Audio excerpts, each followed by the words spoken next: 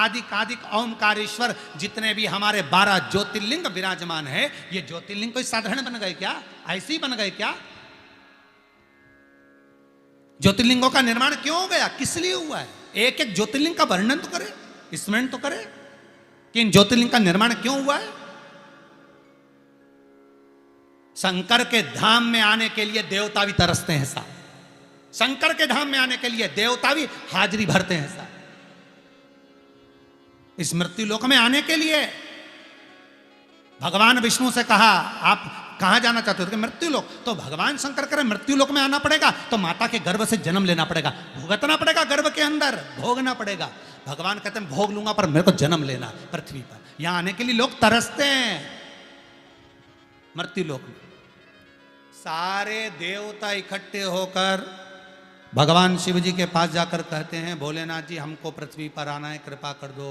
शंकर बोले तुम 33 कोटि देवता, इतने सारे देवी देवता कहाँ आओगे यहाँ पर, कहाँ रहोगे यहाँ पर? कि तुम वृक्ष बना दो, लता बना दो, पत्ते बना दो, नदियां बना दो, सरोवर बना दो, कुंड बना दो, पर जहां शंकर का शिवलिंग होगा वहां हम होंगे। आप बनाओ कुछ भी।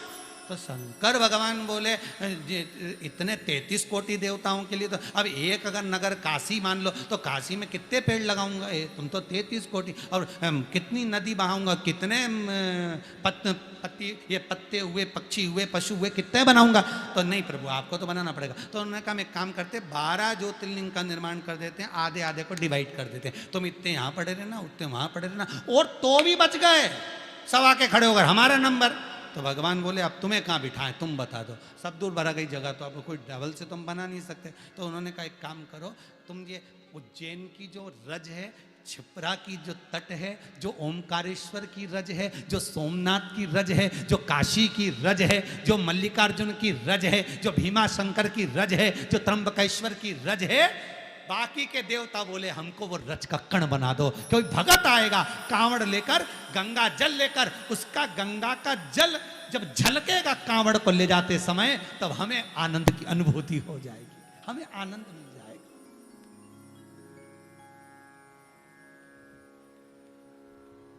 वो हमें आनंद की अनुभूति हो जाएगी।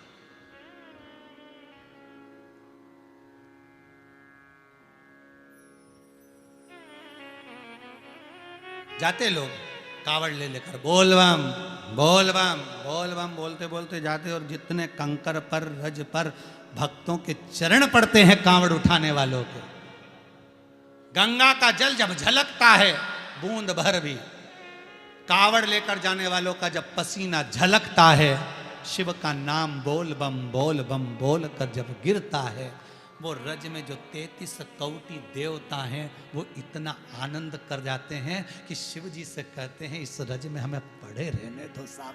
हम आपसे भी कहते हैं जीवन में एक बार किसी ना किसी ज्योतिर्लिंग में अवश्य जाओ, कथा सुनो, नाम जप करो, स्मरण करो, श्री शिवाय नमस्तुभ्यम जपो, और उसकी रज में लपेट लो। कितनों के चरण पड़े, कितनों का पसीना जप कर कर कर गिरा होगा, गंगा का जल पड़ा, गंगा का जल।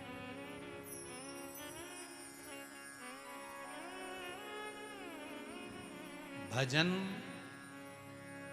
तुम करो दुनिया नाचे वो एक अलग बात है, भजन तुम करो और महादेव नाचे वो एक अलग बात है। बहुत अंतर है। लंकाधिपति रावण भी भगवान का भजन करता था और स्वयं शंकर कैलाश पर खड़े होकर नृत्य करते थे। ये भक्ति है।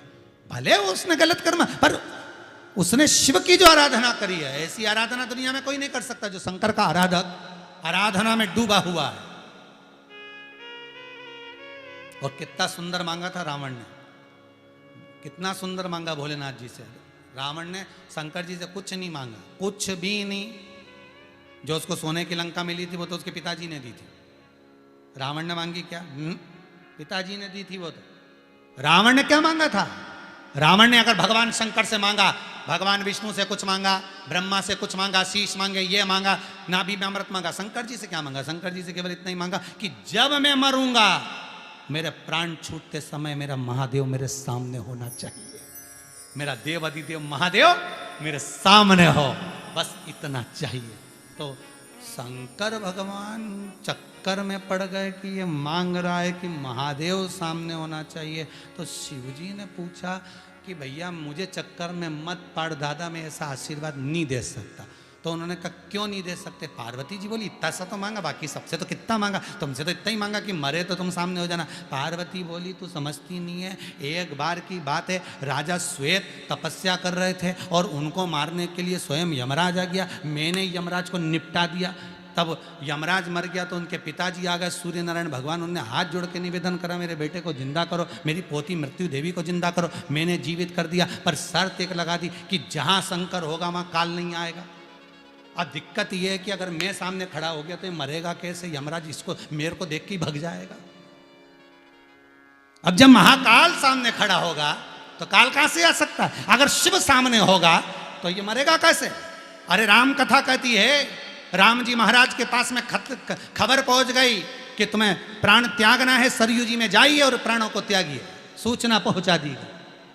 तो हनुमान राम जी ने विचार करा कि अब मैं प्राण त्यागूंगा, परंतु ये हनुमान जी पास में, और हनुमान जी शंकर का अवतार, शंकर का अवतार मेरे साथ में, तो ये मुझे मरने नहीं देगा, मेरे प्राण नहीं छूटने देगा। करा क्या जाए? तो राम जी ने अपनी अंगूठी को उतार कर सरयू जी में फेंक दिया और हनुमान जी से कहा जा हनुमान, मेरी अंगूठी घूम गई, जल्दी लेके आ। हनुमान जी जो सरयू जी में कूदे, इतनी देर में तो राम जी महाराज सरयू जी में बैठकर समाधि ले लिए, क्योंकि उनको मालूम था अगर हनुमान होगा तो प्राण नहीं छूटेंगे, क्योंकि ये काल है तो महाकाल कहां से आए, महाकाल है तो काल कहां से आए, मरने नहीं देगा।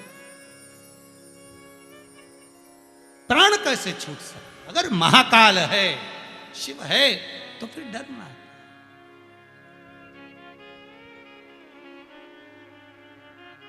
शंभो शरणे पड़ी, मांगू घड़ी रे घड़ी, दुख काटो,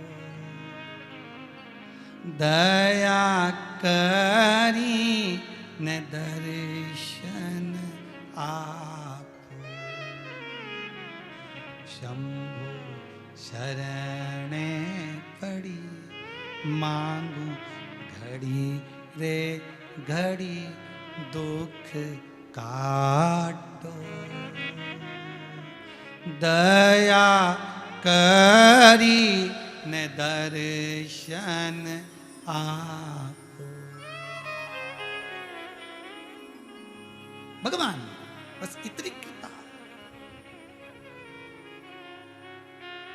बहुत। शंकर प्रकट हो गए, शिव सामने आ गए। मांगो तुम्हें क्या दें, बोलो तुम्हें क्या दिया जाए। दोनों वैश्य से पूछ रहे हैं, उन बनियों से पूछ रहे हैं, मांगो तुम्हें क्या दें।